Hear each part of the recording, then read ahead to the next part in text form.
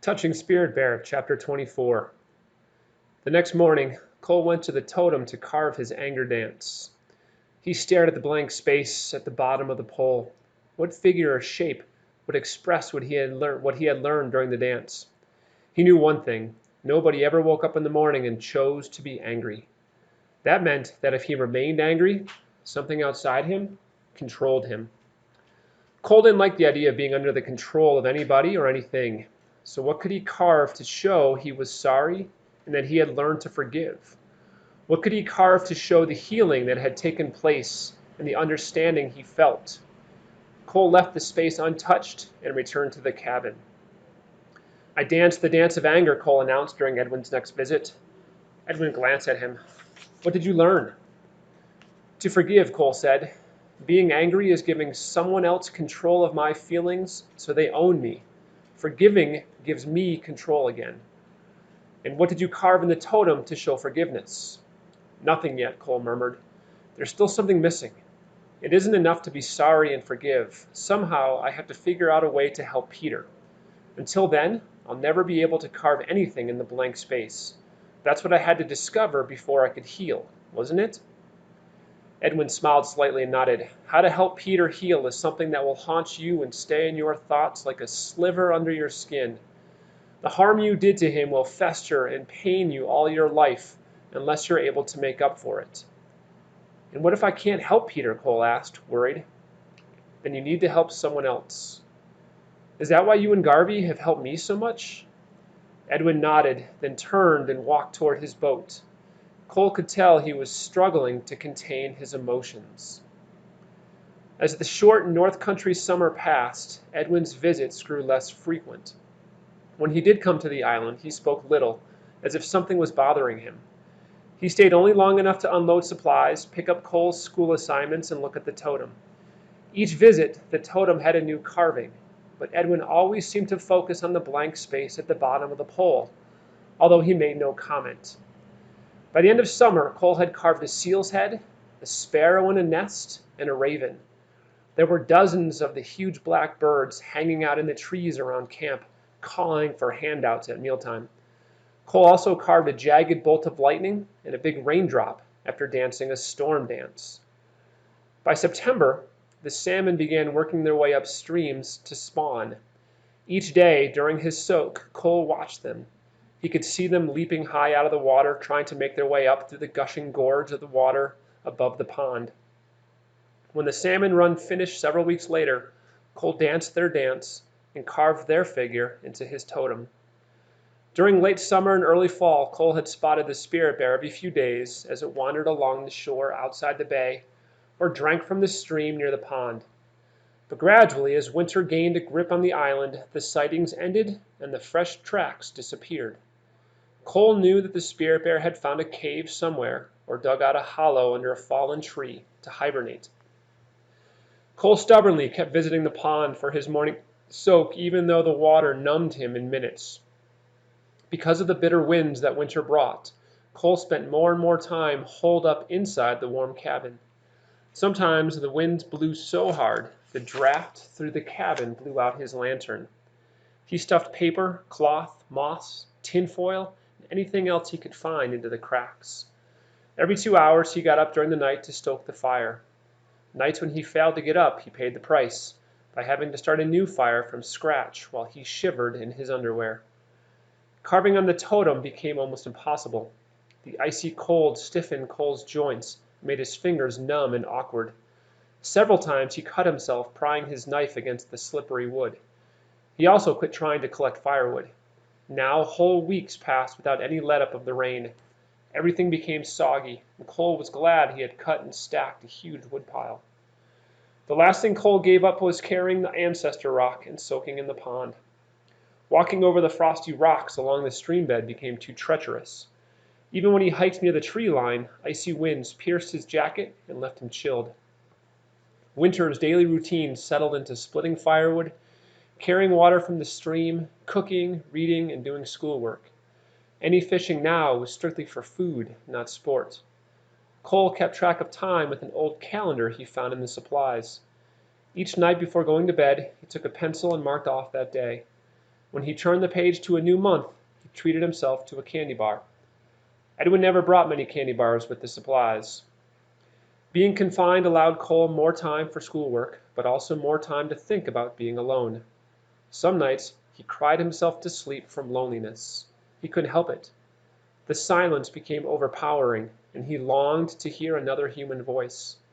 He noticed his own voice getting hoarse and higher pitched from lack of use. If only Edwin would visit more often. The Tlingit elder's quiet presence was better than the endless hours alone. During the long nights, Cole thought a lot about Garvey, about his mom, and about his dad. Had his father changed at all? And what about Peter? Cole still could not think of a way to help him. Edwin had said during his last visit that Peter was growing more bitter and depressed, hardly talking to anyone, even his parents. Without the daily soak in carving the totem, Cole found it harder to end each day with his mind clear and still. Sometimes anger crept back in. It was as if it waited for him to blow out the lantern each night. Then Cole felt a growing resentment that he was being forced to endure this lonely existence. At these times he imagined reaching up and touching the spirit bear, but he feared what would happen when he returned to Minneapolis, and there was no ancestor rock, no soaking pond, and no totem. Would he still be able to find the spirit bear? With his activities strictly limited by winter's harsh winds and bitter cold, Cole noticed his body falling into new natural rhythms. He found himself moving about at a deliberate pace without rushing. He slept when he was tired and ate only when he was hungry. Christmas came uneventfully. Cole hiked the shoreline a few days early and found a little scrubby pine tree, barely 3 feet tall, growing against the trunk of a larger tree. Figuring the big tree would eventually destroy the small, deformed pine anyway, Cole chose it for his Christmas tree. He had made ornaments out of aluminum foil. On Christmas Eve, Cole sat alone in front of his twisted little tree as the wind outside moaned through the treetops. Did anyone, anywhere, miss him at this moment? He went to bed early that night, not knowing the answer to that question. The next time Edwin visited, Cole said to him, "Christmas was really lonely. I felt like the whole world had forgotten about me." "Don't drown in self-pity," Edwin said. "You have more than most people. There's a whole box of your mom's letters waiting for you back in Drake. She knows you can't have Mal, but she still writes every couple days anyway." "How is Peter doing?" "He's grown more depressed. He no longer wants to get out of bed, and they have him on heavy medication." After Edwin left, Cole couldn't stop thinking about Peter. He tried to ignore his thoughts by reading from a stack of books not part of his schoolwork. Getting lost in the stories helped him forget, but only for a while. Some days he read all day and late into the night. By the end of February, Cole had finished the last book in the stack and asked Edwin for more. Another few months and it would be time to leave the island. Still, the space at the bottom of his totem remained empty. He had to figure out what to carve there before he left the island. At night, dreams of the empty space began taunting him. One day near the end of March, Edwin stopped by for one of his visits. A cold, drenching rain had been falling all day. When Edwin stepped from the skiff, Cole could tell that something was wrong. Edwin mumbled a half-hearted greeting as he pulled his boat safely up on the rocks. He silently picked up and carried a box of supplies toward the cabin. Cole picked up the other box from the skiff and followed. Inside the cabin, he heated water while they dried off. Edwin sat beside the window and waited until he was almost finished sipping a cup of hot chocolate before he turned to Cole. "I got a call from Garvey yesterday," he said. "How is Garvey?" Cole asked excitedly. "He said that last week Peter tried to commit suicide." "Suicide?" Cole caught his breath. "Why?" "If someone is treated as if his life is worthless, he begins to believe it." "But his life isn't worthless," Cole protested. Edwin stood and with one motion opened the door and flung the last of his hot chocolate outside.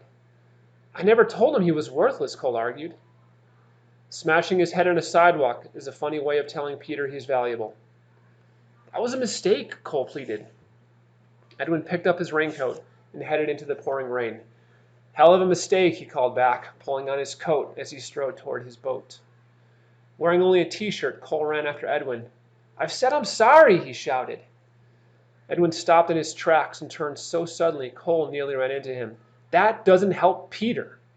He turned and continued toward his boat. "What more can I do?" Cole pleaded. Edwin kept walking, ignoring the rain and cold. "I'm not sure anything can help now." When he crawled into the boat, he gave the starter rope a sharp pull, and the engine roared to life. "There is one way to help him," Cole blurted, but his voice was drowned out as Edwin revved the engine to steer the boat out away from the rocks. "You're not listening," Cole screamed across the water. "I can help him." Edwin gunned the engine and angled out of the bay, refusing to look back. As Cole watched the boat disappear into the rain, he picked up a strand of kelp off the shore and gave it a hard fling. Maybe Edwin was right, and nothing could help Peter. But maybe if Peter came to the island, he could see how much things could change. Peter was probably terrified. That was exactly why he needed this place. He could visit the pond. He could carry the ancestor rock and carve his own totem. He could dance, and maybe even see the spirit bear himself. Most important, Cole could prove to Peter this island held no monsters. Long after Cole returned to the cabin, he stoked the barrel stove. He kept thinking about Peter. How had Peter tried to commit suicide? And what if he had succeeded? Cole shuddered. If only Edwin hadn't left in such a hurry. Now it would probably be several more weeks before he came back with more supplies. By then it might be too late for Peter. Cole knew that the idea of Peter coming to the island was nothing more than a desperate thought. No parent in their right minds would ever allow their son to come here alone, and certainly not to stay with Cole. Not after what had happened. Even with someone like Edwin or Garvey around, Peter himself would never agree to come. Cole crawled into bed but tossed fitfully. He remembered his own close brush with death and how terrified he'd been. It haunted him to think that Peter had tried to end his life on purpose. How scared must someone be to actually go searching for death? Cole awoke well before sunrise. He dressed and went outside to go to the bathroom. The sky was unusually clear and filled with stars, and a warm breeze rustled the trees. Cole guessed that dawn was no more than an hour away. After returning inside, he stoked the fire, then pulled on his rubber boots and his rain slicker. It was months since he had last visited the pond. He knew the icy water would shock his skin like an electric fence, but this morning he needed desperately to calm his troubled thoughts. He had fallen asleep thinking of Peter, and he had awakened thinking of Peter. Cole picked his way carefully in the dark. Life on the island had become a peaceful and almost boring routine that he understood well. Until yesterday, anyway. Now Cole trudged along in a confused daze. Reaching the pond, he stripped in the darkness, then waded in without hesitation. The icy water stung his skin like fire. He tried to relax, but the cold quickly drove him to the shore. The water would kill him if he stayed in it long. There hadn't even been time to breathe deeply and clear his mind. By the time Cole dressed and carried the ancestor rock, the sun had peaked above the trees. Then he heard an unexpected noise. The unmistakable buzz of Edwin's outboard engine floated over the trees. Cole took off at a dead run down the slope. What was Edwin doing back so soon? Cole scrambled and slipped along the edge of the stream toward camp. Dark shadows from the trees fell across his path and made the going treacherous. Several times he slipped on icy rocks and sprawled flat in the shallow water. Cole arrived in camp breathing hard. He found Edwin inside the cabin, waiting calmly by the window. "What are you doing here?" Cole stammered, his teeth chattering. Water dripped from his wet clothes onto the bare plywood floor. "What did you do, go swimming with your clothes on?" Edwin asked. "I heard your engine, so I ran back from the pond. I slipped some. What are you doing here?" "Get some dry clothes on," Edwin said. While Cole changed, Edwin sat gazing out the window, his thoughts far beyond the bay and the island. Finally, Cole sat down on the edge of the bed. "Why are you here?" he asked. Edwin picked at the rough edge of the table with his thick, chipped thumbnail. "Peter tried again last night to commit suicide. His parents are desperate." Edwin placed both hands flat on the table. "Yesterday, when I left here, you said that you could help Peter, and you hollered after me that I wasn't listening. Well, now I'm listening. Tell me what you meant."